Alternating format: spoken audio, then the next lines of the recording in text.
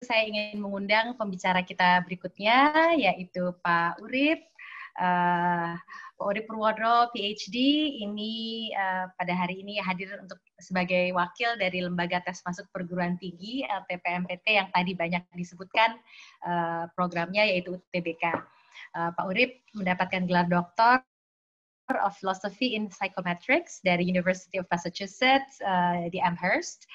Saat ini beliau adalah Ketua Asosiasi Psikometrika Indonesia atau APSIMETRI. Beliau juga Kepala Pusat Studi Psikometri Assessment dan Evaluasi di Fakultas Psikologi Unpad. Dan beliau juga adalah peneliti dan pengembang tes kecerdasan, potensi atau kemampuan berpikir, kepribadian, dan minat di Indonesia. Selamat siang Pak Urip, terima kasih banyak sudah bersama-sama dengan kami semua siang hari ini. Nah, ingin sekarang menggali lebih banyak mengenai UTBK, ujian tulis berbasis komputer, yang merupakan bagian dari SBMPTN yang selama ini sudah dilakukan. Nah, Pak Urip, saya ingat anak-anak SMA tuh banyak yang bilang gini, udah ada UN, habis itu mau kuliah mesti ikut UTBK lagi gitu ya. Banyak banget sih ujiannya gitu. Kenapa nggak sekalian aja gitu. Nah, ini mohon pencerahan dari Pak Urip selaku lead psychometrician dari UTBK. Sebenarnya UTBK itu apa ya Pak ya? Dan apa fungsinya dalam upaya meningkatkan kualitas pembelajaran? Kepada Pak Urip, saya persilahkan.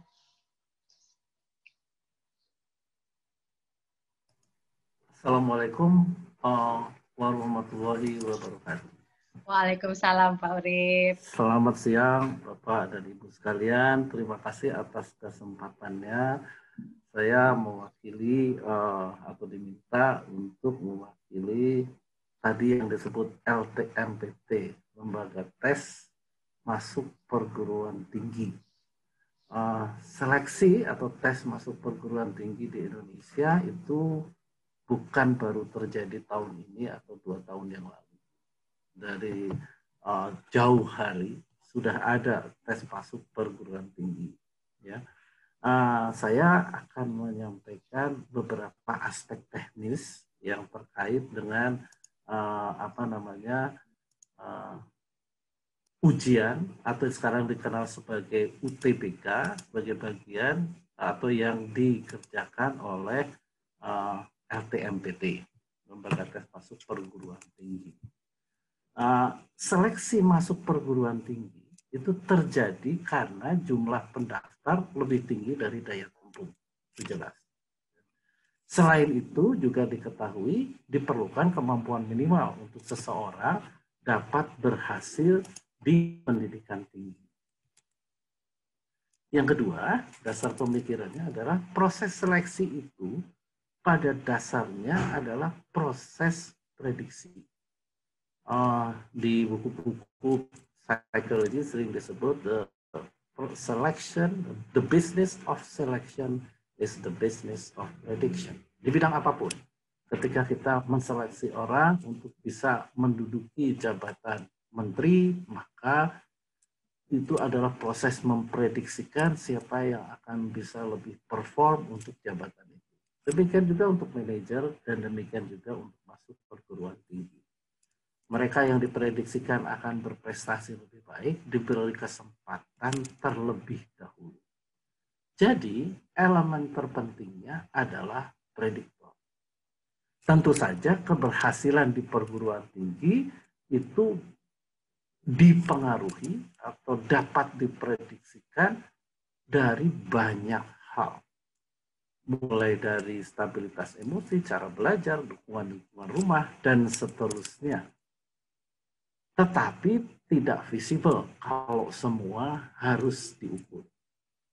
Misalnya, yang terbaik mungkin kalau mengukur semua, jadi hampir semua yang berpengaruh terhadap prestasi di pendidikan tinggi itu kita tes, yaitu salah satunya psikotes lengkap misalnya. Tapi psikotes lengkap harus diperiksa oleh psikolog. Hasilnya bisa baru keluar setelah sekian minggu, apalagi kalau banyak. Dan itu overkill.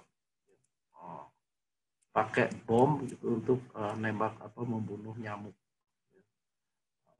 Nah, karena itu, seleksi masuk perguruan tinggi jenjang S1 sampai dengan saat ini menggunakan kemampuan kognitif individu sebagai prediktor. Jadi yang diukur adalah kemampuan kognitif individu. Penelitian-penelitian dan pendapat dari ahli pengukuran di bidang pendidikan, terutama Samuel J. Messick, ini ahli di bidang validitas, itu mengatakan bahwa ada dua elemen kemampuan kognitif yang penting, yaitu yang disebut ability dan achievement. Sehingga dua konstruk penting yang dianggap penting adalah cognitive ability atau kemampuan kognitif dan achievement, prestasi belajar. Ini yang juga dipakai, dipergunakan saat ini sampai dengan saat ini oleh SAT, Scholastic Assessment Test. Ini dulu namanya Scholastic Aptitude Test. Tadi yang dipakai oleh ribuan universitas di Amerika untuk bisa masuk ke perguruan tinggi, basisnya adalah skor SAT. Tadinya dia hanya cognitive ability, makanya disebutnya Scholastic Aptitude Test.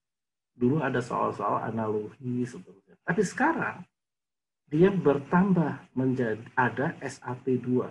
Itu subject test, SAT Science, SAT Social Science, SAT Geography. Ada sekarang. Karena apa?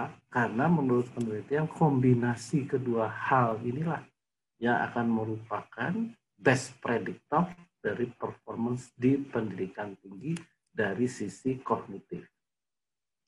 Tidak hanya di Indonesia, itu banyak ya di negara lain. Nah, berdasarkan itu, maka muncullah atau di-create-lah ujian tertulis berbasis komputer. Tadinya nyamannya hanya ujian tulis, karena tadinya ini cetak, ya, bukan bukan tadinya paper and pencil, bukan berbasis komputer. Tapi mulai 2 tahun yang lalu itu berbasis komputer. Di tahun kemarin dan tahun ini full semua berbasis komputer. Tadinya masih ada campuran. Jadi apa ini? Ini adalah standardized test yang dilaksanakan secara bersama-sama oleh perguruan tinggi negeri yang tergabung dalam Majelis Rektor Perguruan Tinggi Negeri Indonesia melalui LTMPT yang bersama-sama dengan Dirjen Dikti. Dia berisi 2 elemen. Tes potensi skolastik ini mengukur kemampuan kognitif umum, relatif independen dari isi kurikulum. Yang dimaksudkan ini adalah cognitive ability.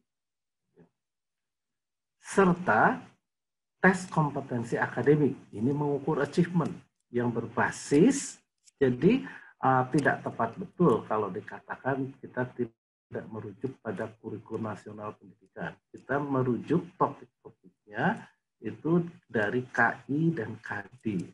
Tetapi jenis soalnya itu semuanya ke C4, C5, C6 dan tidak dalam bentuk yang tradisional. Tapi topiknya semua ada di situ. Ya. Ada di KI, KD untuk setiap subjeknya.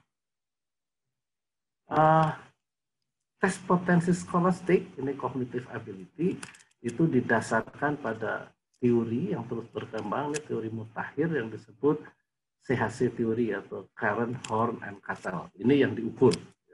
Saya tidak flashkan lama-lama supaya nanti nggak bikin gaduh mempelajarinya gimana dan seterusnya. Tapi intinya kemampuan kognitif. Setengah seperti kecerdasan, Pak, yang sebetulnya tidak penetrable by training or exercise. Jadi kalau cognitive ability itu segitu, ya tidak bisa ditingkatkan. Orang yang jenius tidak bisa tiba-tiba ketika dites menjadi borderline. Jenius yang akan tetap berada di sekitar itu. Yang penting adalah karakteristik utama dari UTBK. Tujuan akhirnya adalah untuk seleksi. Karena itu sifatnya prediktif. isi dari setiap subtes adalah aspek-aspek penting atau pengetahuan yang penting bagi keberhasilan studi di perguruan tinggi. Jadi tidak semua KD ada di situ, tetapi yang dianggap penting pada level kognitif tertentu. Ini di sini cognitive domain maksudnya, taksonomi, ya, synthesizing, analyzing, kemudian applications. Kalau kita pakai Bloom and Cardwell aja, memahami sesuatu itu ada kedalaman. Sekedar paham, kemudian bisa melakukan kritik, bisa menganalisa, bisa mengaplikasikan, sampai bisa menciptakan sesuatu. Itu kedalamannya berbeda. Nah, ini yang dipakai. Topik apa sampai sedalam apa yang bisa menjamin bahwa yang bersangkutan akan berhasil di pendidikan tinggi. Karena itu, karena fungsinya adalah seleksi, interpretasi skornya didasarkan pada perbandingannya dengan peserta lain. Atau sering disebut non-reference testing.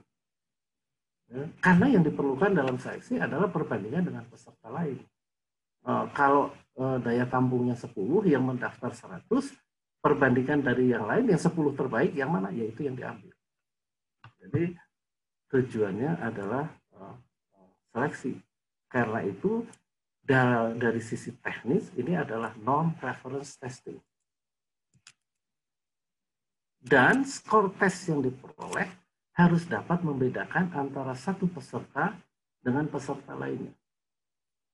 Karena kalau banyak skor yang sama, kita nggak akan bisa membedakan.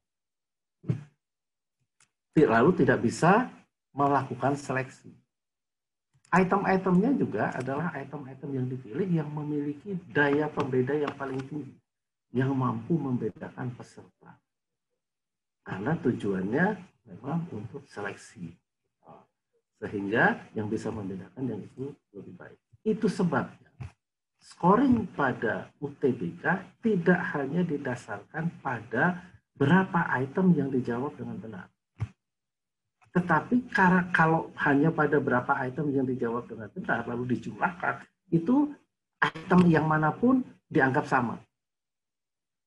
Pada UTBK, karakteristik dari item itu turut diperhitungkan. Jadi tidak hanya berapa jumlah item yang dijawab dengan benar, tetapi item yang mana saja yang dijawab dengan benar, itu yang akan menentukan skornya. Sehingga dengan cara itu, dengan algoritma, dengan tertentu, itu tidak didapatkan atau sedikit sekali didapatkan skor yang sama. Nah, item-item yang dipilih adalah item yang memiliki daya pembeda paling tinggi, tadi sudah disebutkan, untuk setiap konten di setiap rentang kemampuan peserta.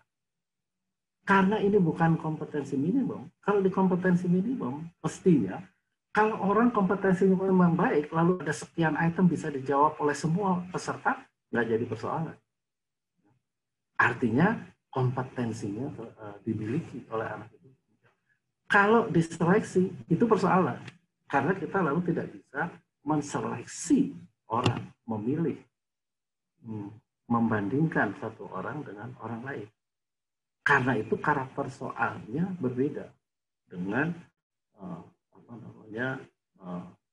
ujian yang memang untuk mengukur misalnya kompetensi minimal atau capaian atau apa. Itu ciri utamanya. Biasanya dibedakan secara teknis non-reference testing dengan criterion reference testing. Pada kriteria, pembandingnya adalah kriteria. Nguasain ini, nguasain ini, nguasain ini, nguasain ini. Gitu ya. Berikutnya, mengapa bukan ujian SMA? Kenapa bukan ujian SMA? Saya run cepat saja. Kalau di ujian SMA, itu akan sangat, mengapa bukan ujian akhir SMA? Tadi dikatakan, oh ini bisa sebetulnya. Kok nggak sekaligus aja, tesnya kok banyak.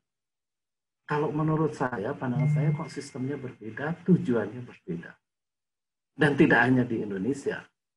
Yang namanya college admission test dan high school graduation test, bahkan di US sekalipun berbeda. Di Swedia juga berbeda. Di Swedia ada SWASAT yang diinikan oleh satu universitas di sana. Ada gitu. Itu college admission. Saya kira kalau kita periksa di banyak negara lain, seperti tadi ada listnya, itu ada tersendiri. Dan tujuan akhirnya adalah, jadi itu yang tadi maaf, kalau yang SMA itu basisnya kan kriteria. 99% lulus, karena ada kategorisasi. Nggak apa-apa, 95% lulus, tidak apa-apa. Skornya banyak yang sama, tidak apa-apa juga. Karena basisnya adalah apa yang dikuasai.